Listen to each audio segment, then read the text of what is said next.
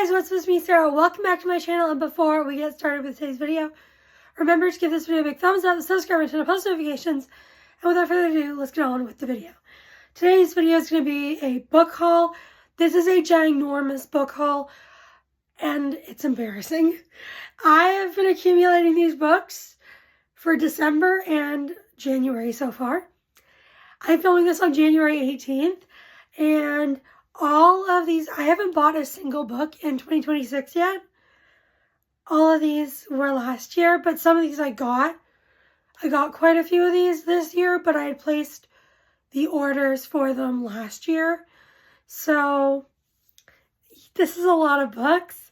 This includes all the books I got for Christmas, as well as all the books that I've bought. And I think we should just get started. I'm going to start off with the few that I have read. We have the first two books in the Wrong Player series. I loved these books. I read them on KU, and I needed to own the physical copies. So we have The Wrong Quarterback by C.R. Jane, book 1. Looks like this. And then we've got book 2, The Wrong Play. Looks like that. And these ones are... They are dark college sports stalker romances, and I really enjoyed them a lot. And I loved both of them. If I had to pick a favorite, I'd pick book 1, but I gave them both 5 stars, needed to own them, and I'm so excited for the release of book 3. The other book that I have already read is one that I had pre-ordered, and that's Sweet Venom by Rena Kent, book 2 in the Viper series. This is a dark college hockey secret society romance, and it has this beautiful character art in there, and I enjoyed this one not as much as the first book, which was Beautiful Venom, but I still really enjoyed it. It has these edges, and I really do enjoy Rena Kent's writing and this series. So those are all the ones that I've hauled, that I have to haul in this video that I have read. So now let's move on to all the ones that are on my never-ending TBR. We've got Death in the Cards by Mia P. Manansala. Sorry, I'm probably butchering that. But this is pretty sure it is a mystery or a thriller of some sort. And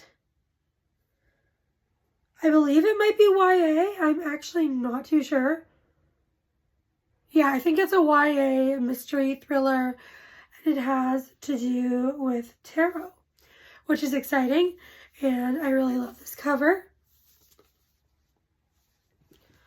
Next, we have 2 books in a series. This is the Rosewood River series by Laura Pavlov. We have Steal My Heart and My Silver Lining, book 1 and book 2 in the series. And these are small town romances. I love Laura Pavlov's writing. I've read the first 4 books in the Magnolia Falls series. Loved them all. And I'm excited to read more by her. And these have gorgeous edges. And next we have Kill Creatures by Rory Power. This one, I believe this is also YA. And I think this is a horror. Maybe more of a literary horror.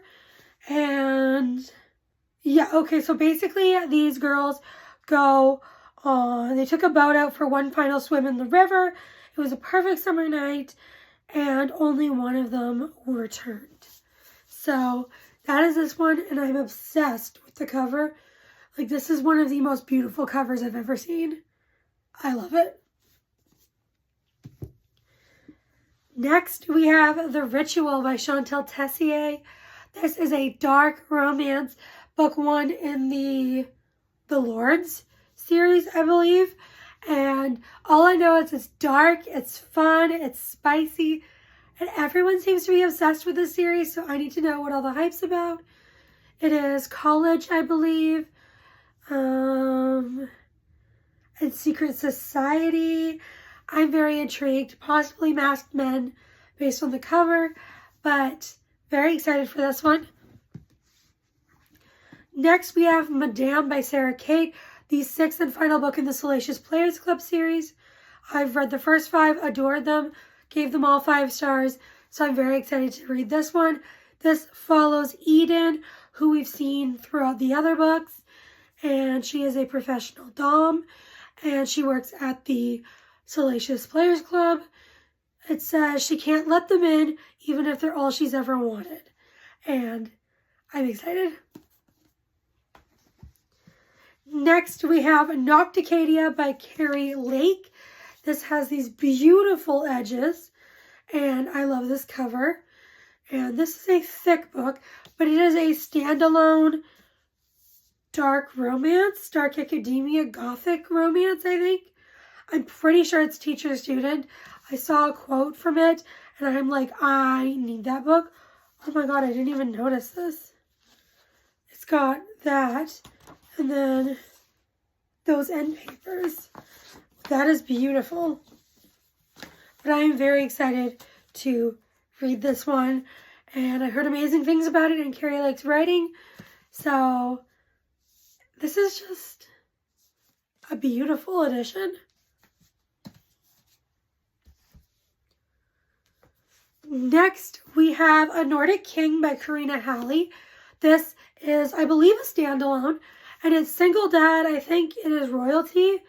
Pretty sure, yes, he is the widowed king of Denmark. She becomes the nanny for his kids, and it's their romance.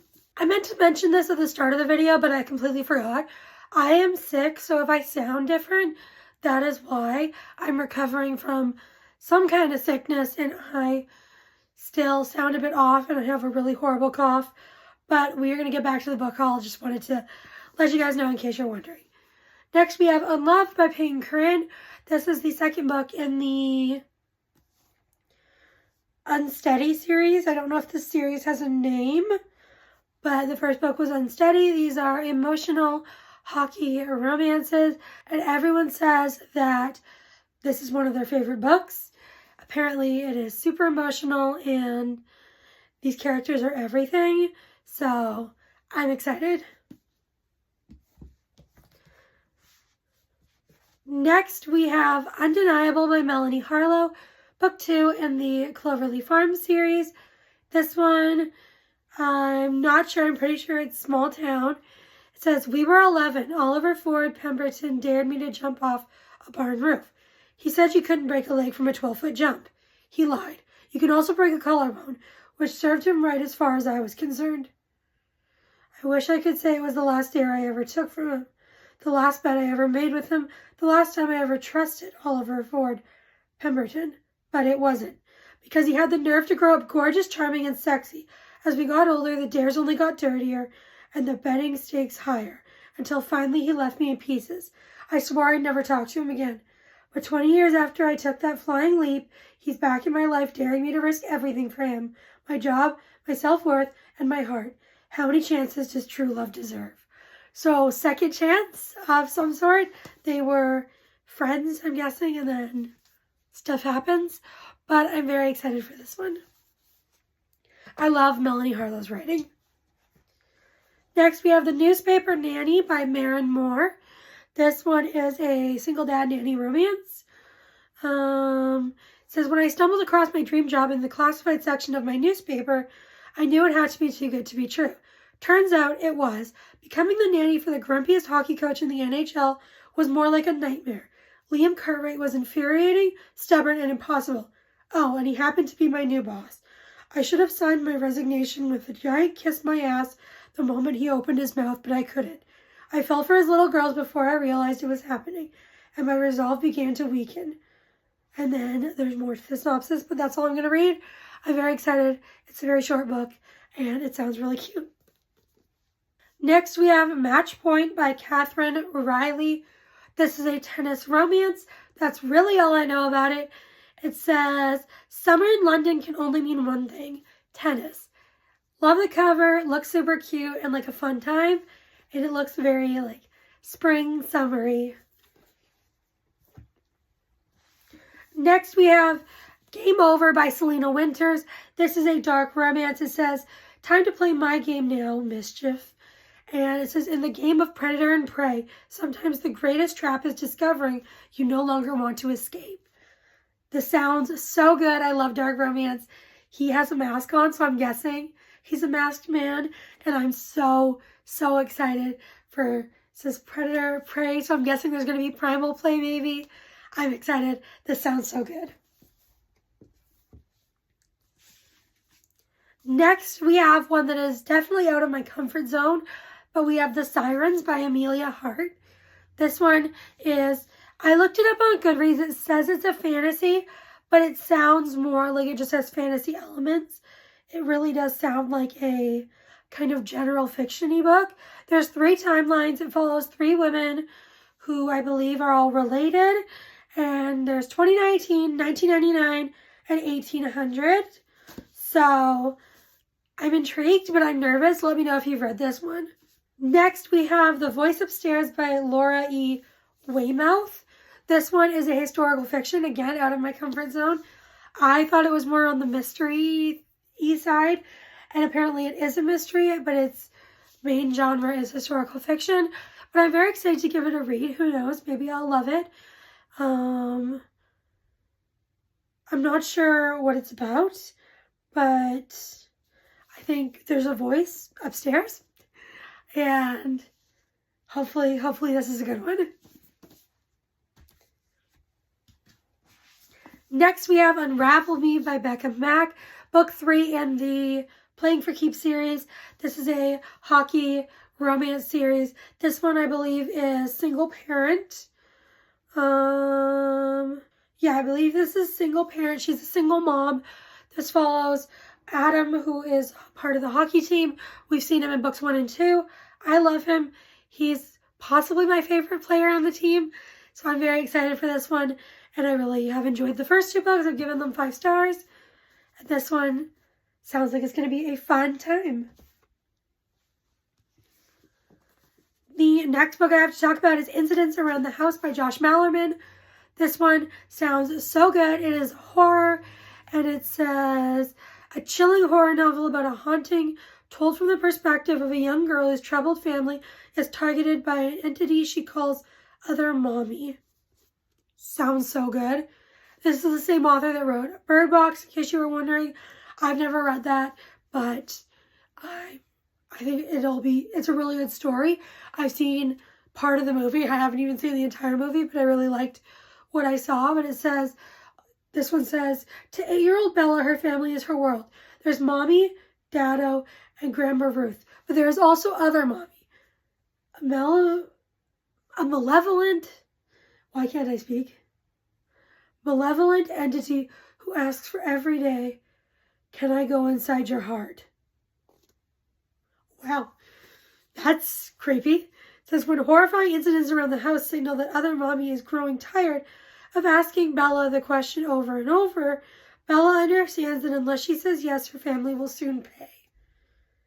This sounds creepy. I'm very interested and excited for this. Next, we have my first ever physical ARC, which if you didn't see, I have a short up on my channel of me opening this package. But this is A Song in the Dark by Brooke Archer. This I was sent from Penguin Teen Canada, and I'm very excited for it. This one says, a romantic and chilling supernatural love story set in a small town with dark secrets. I believe it's about this girl who ends up being able to see and communicate with this ghost, and they might grow closer, I believe. And it sounds really good, really cute, and like a really unique story. Next, we have Dead 11 by Jamie Giuliano. This one I know nothing about. I believe it's horror, and it says, on a creepy island where everyone has a strange obsession with the year 1994, a newcomer arrives, hoping to learn the truth about her son's death. So, very intrigued. I've heard quite a few people talk about this one recently. I feel like it's been making its rounds. When did it come out? 2023. I feel like I've just heard some people mentioning it recently. Hopefully it's good. And then we have Dukes and Deeks by Tori Jean. This one is a romance, and I'm really intrigued with this one because I know it has like good representation, I believe. Or what is it that the FMC has? Endometriosis is what the FMC has. So it has chronic illness rep. It says it's friends to lovers, brother's best friend. Sounds really good. It says, can a professional hockey player reform his rakish ways for a winning shot at his best friend's guarded heart? Sounds cute. And also like it's going to be like a beautiful story. The last book we have is Wicked by Gregory Maguire. This one is the novel that the play and movie Wicked is based off of. And it says, years before Dorothy and her dog crash land, another little girl makes her presence known in Oz. This girl, Elphaba, is born with emerald green skin, no easy burden, in a land as mean and poor as Oz, where superstition and magic are not strong enough to explain or overcome the natural disasters of flood and famine. Still, Elphaba is smart, and by the time she enters Shiz University, she becomes a member of a charmed circle of Oz's most promising young citizens. So, this definitely sounds different than the movie, but I'm excited. So, I've heard it's also quite a lot darker than the play and movies. But those are the books I have to haul for you guys. Let me know if you've read any of these, what your thoughts were, if any of these are on your TBR, any of the ones that I have not read yet. If there's any you want to see in videos, let me know. And if you don't feel like commenting any of that, you can leave a, what emoji? How about the hockey stick emoji? Because we had a few hockey romances in here. And before you guys go, make sure to give this video a big thumbs up, subscribe, turn on post notifications. I'll see you next time. Bye, everyone.